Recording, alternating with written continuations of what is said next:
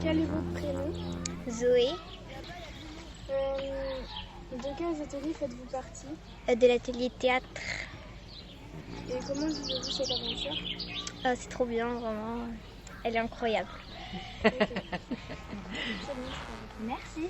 De quel atelier faites-vous partie? Eh ben, j'ai participé à l'atelier dessin animé avec des jeunes du GPS. Voilà, on est. C'est quoi ton prénom? Sarah. Sarah. Et qu'est-ce que tu viens faire ici? Le chant. Donc on a choisi l'atelier masque que j'ai fait avec mes 2 enfants. Du coup voilà, Théo et Léa.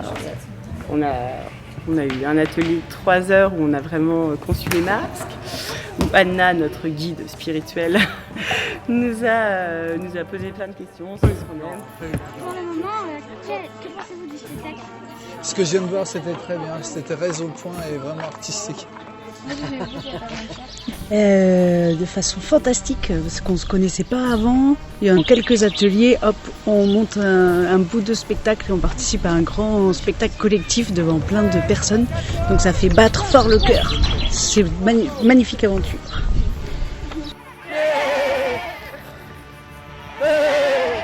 Comment vivez-vous cette aventure? Ah, moi je trouve ça absolument génial. Je suis super content de l'avoir fait. D'accord. Merci. Alors, la compagnie Ocus, c'est une troupe et aussi une tribu qui fabrique des spectacles depuis 18 ans. Et c'est un collectif de cœur et de sueur, comme on dit. C'est donc une compagnie de théâtre itinérant et la moitié du temps est sur la route à proposer ses spectacles et l'autre moitié du temps essaye de faire un travail sur son port d'attache à Saint-Germain-sur-Île et dans les communes autour.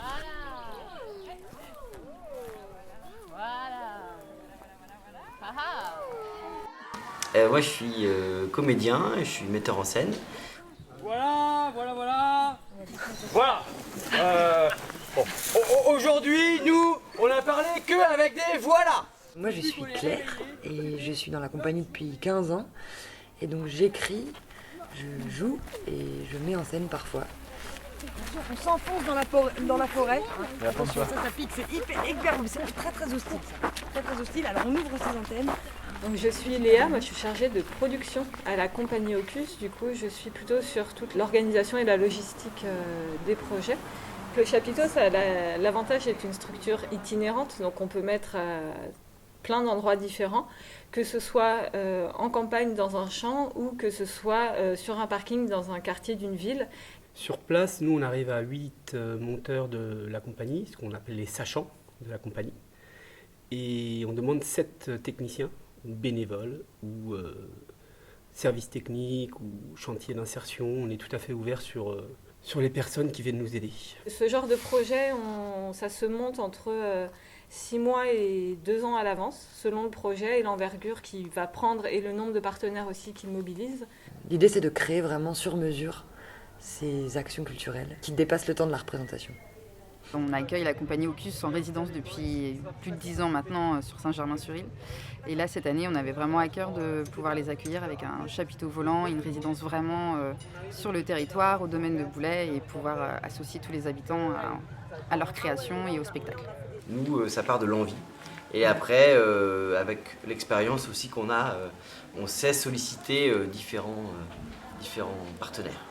C'est un vrai plus pour le territoire d'avoir la compagnie Ocus depuis tant d'années. Et franchement, il y a une qualité artistique humaine qui est assez incroyable et qui fait du sens et du lien avec tout le monde. Donc je pense que c'est très précieux. On peut développer une création participative avec les habitants. On peut s'attarder sur un aspect plus patrimonial du territoire sur lequel on est. On peut aussi être sur une forme un peu plus classique, on va dire, où c'est plutôt l'idée d'aller jouer des spectacles à plein d'endroits différents. Pour les temps de Babel, ça a été une création participative qui a été pensée à l'échelle d'une communauté de communes du Val d'Ille-Aubigné, Et donc il y a eu 7 ateliers de 7 disciplines différentes qui ont été proposés sur 7 communes différentes du territoire.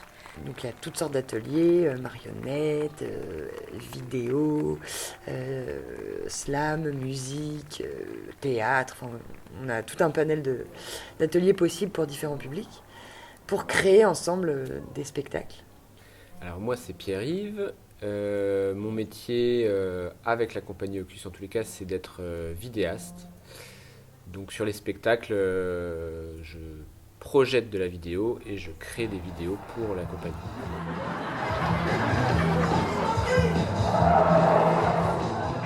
Ça a commencé déjà par une réunion publique. On a un peu tous expliqué voilà, chacun ce qu'on allait faire en atelier. Et du coup, les gens venaient s'inscrire. Assez vite, c'est parti sur le langage et sur le mythe de la tour de Babel, de comment on n'arrive plus à communiquer les uns avec les autres, comment on nous a volé notre verbe, comment on doit réinventer nos manières de communiquer. Les publicitaires ont privatisé les mots dans des slogans et des marques sans substance. Aujourd'hui, tout le monde se lève pour Danette. Orange n'est plus une couleur. Total n'est pas une manière d'embrasser le monde. La langue de bois a colonisé nos politiques. On crée des mondes hostiles et les ateliers arrivent avec un contre-pied, un contrepoint, une résistance. Du coup, on invite les gens à entrer en résistance, mais par la création. Et il y a un rendez-vous qui est donné pour ensuite agrandir ce cercle où tous les ateliers se rencontrent. Et il y a un temps un peu privilégié, je crois que moi c'est mon moment préféré, où chacun des ateliers découvre la trame générale et puis aussi les créations des autres ateliers et se rendent compte un peu de l'ampleur du propos, du projet et sont un peu fiers souvent de s'inscrire là-dedans. Alors moi je m'appelle Anna. À chaque fois je fais des ateliers un peu différents. Et là, ça fait quelques temps que je travaille particulièrement autour des masques, parce que j'aime bien cette idée qu'on se masque, qu'on met quelque chose sur notre visage et qu'on devient quelqu'un d'autre. Et là, j'ai eu envie de travailler avec des ateliers parents-enfants, justement toujours pour tourner autour de cette question du lien, de qu'est-ce qui fait qu'on se met à plusieurs pour créer des choses. Pour commencer, accrochez-vous aux racines de la forêt, tremblez dans vos slips. Aujourd'hui, vous avez beaucoup de chance. Vous avez survécu à cette première épreuve, mais saurez-vous résister au chèvre lion?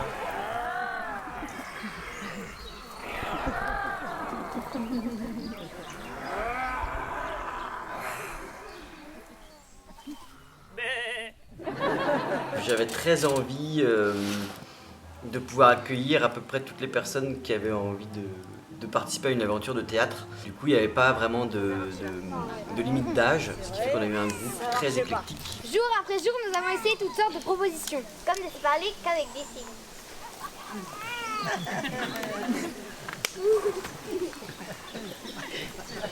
Ou de se parler qu'en chuchotant. Ah oui, mais oui, c'est vrai, c'est pas super.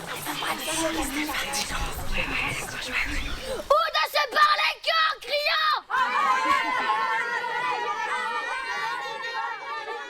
Donc moi je suis Benoît, je suis arrivé dans la compagnie à peu près à la moitié. Donc voilà, la musique live pour les spectacles, la création de bandes son, et puis plein d'ateliers aussi avec des orchestres.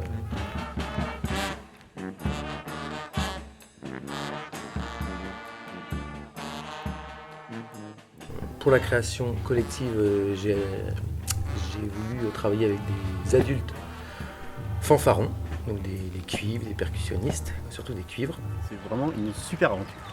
Ouais, c'est chouette, ouais. Moi je suis vraiment content d'avoir fait ça. Ça sort carrément de ce qu'on fait même à la fanfare, même si à la fanfare on a des projets intéressants. Là c'est vraiment extraordinaire. Le truc qu'on fait, c'est je sais pas si on est prêt de le refaire quoi. Donc c'est vraiment bien. Ouais. C'est une belle aventure, une semaine ensemble. À monter un truc complètement délirant et à bien rigoler. Moi je m'appelle Lou Lefebvre, je suis comédienne et chanteuse lyrique, chanteuse d'opéra.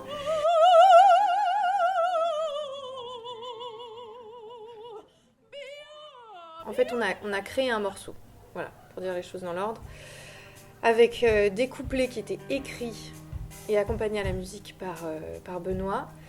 et un refrain qui était musical et chanté. Dans l'atelier, l'idée c'est que chacun aille chercher un peu sa manière à lui de s'exprimer. On a tous un vocabulaire, une voix, des tics de langage, et donc là c'est l'idée d'aller rechercher en chacun quelles sont les forces de ces accidents, de ces particularités, de ces singularités. Faites-la tourner sans jamais virer, faites-la jaillir sans jamais la haïr. Pourvu que le potage dure et que nos rages perdurent.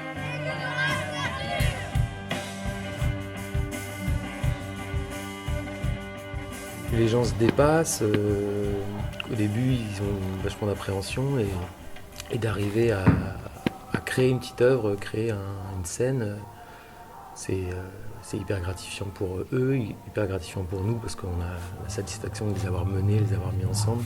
Ça peut être un tout petit truc comme ça peut être un truc très conséquent, mais le moteur à l'intérieur, c'est l'acte créatif qui fait qu'à la fin, c'est nous qui avons fait le processus jusqu'au bout, et que c'est ça aussi qui va faire changer le monde. Si les gens sont bien, sont ancrés, sont à leur place, on peut ne plus penser juste à sa survie, mais à une organisation plus globale de société, quoi. Pour moi, un chapiteau volant, ça a plusieurs degrés d'impact. Quand les gens rentrent vraiment dedans et suivent tout, ça leur crée vraiment des parenthèses de vie un peu extraordinaires dont ils se souviennent, et les rencontres, elles sont précieuses. Là, par exemple, notre petit groupe de slammeurs, ils se retrouvent pour faire des sorties à la fête de la musique. Ils ont écrit un livre, il y en a une qui a écrit un livret qui réunit tous les textes. En tout cas, il y a un après qui nous échappe, et ça, c'est très agréable. Au sein de l'atelier masque, les parents se rencontrent différemment avec leurs enfants. Il y a d'autres parents, d'autres enfants, donc ça crée encore au sein. Et le groupe, là, il a fonctionné super bien. Enfin, les gens, ils se sont mis en lien après les uns avec les autres, ils ont gardé les contacts. Du coup, ils se mettent à s'échanger des plans, à garder leurs gosses mutuellement. Enfin, ça crée ça recrée une échelle de solidarité et de lien. Complètement malade, hein. C'est n'importe quoi. Enfin, les hybridations, moi j'y crois pas une seule seconde. Vous êtes malade. Hein. Il y a aussi, par rapport au lieu où on arrive, il y a des souvenirs communs, comme il y a dans les festivals de rue ou quoi, mais quand on passe par une place où il y a eu le chapiteau, ou quand on tourne autour de l'étang du Boulet, et ben on se rappelle, chaque lieu est associé à un moment, à une scène, à un spectacle. Et du coup, ça fait des souvenirs communs dans l'histoire des territoires, ça j'aime bien. Et au final, on est une centaine sur scène, et on sent que tous ensemble, on a traversé quelque chose de fort. Au moment du salut, c'est toujours un moment hyper beau où vraiment les gens, ils ont tout donné, et ils ont une espèce de... Ils sont remplis, quoi. Ça change un petit peu le monde juste autour de soi, mais je crois que ça change déjà un petit peu la vision que les gens ont d'eux-mêmes, qu'on a su déplacer des curseurs et des manières d'être, et parce qu'on travaille quand même sur beaucoup les émotions. Quand les gens arrivent la première fois et qu'ils savent à moitié à quoi s'attendre, et qu'ils ont parfois ils ont des attentes, parfois ils n'ont aucune attente, et comment ils arrivent à la fin et qu'ils se sont complètement dépassés de... Toujours quand ils commencent à chanter, ils disent toujours « c'est trop aigu, je vais pas y arriver ». Et en fait, à la fin, ils le chantent en boucle et ils ont l'impression qu'ils ont fait ça toute leur vie. Et ça, c'est trop beau d'accompagner les gens dans ce chemin-là et puis de pouvoir transmettre ce qu'on fait et de le partager. C'est une grande chance, je pense.